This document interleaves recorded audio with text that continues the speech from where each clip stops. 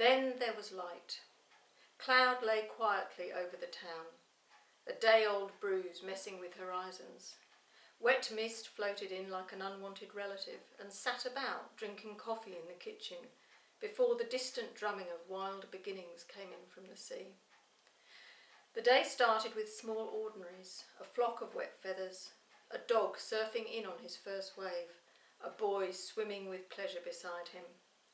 A rainy day starts like any other, sighs and cancellations, determined tourists flapping along like ducks following food, and all the time gentle rain falling over us like a curtain of unanswered light.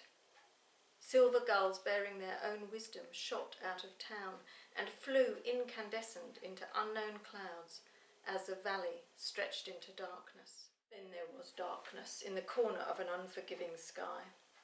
I watched the darkness flying at my rain-streaked windows. Clouds deepened, stars shivered. The moon sliced itself in two, my heart jackknifed in my chest. The house shook and trembled.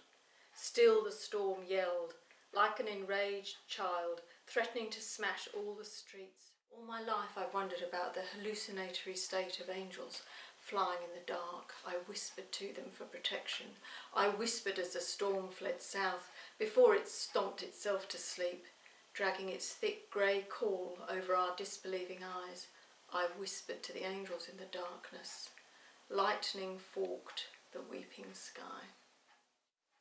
Then there was light. The next day, bursting from the curve of the earth's horizon, light fell in great unpainted swathes.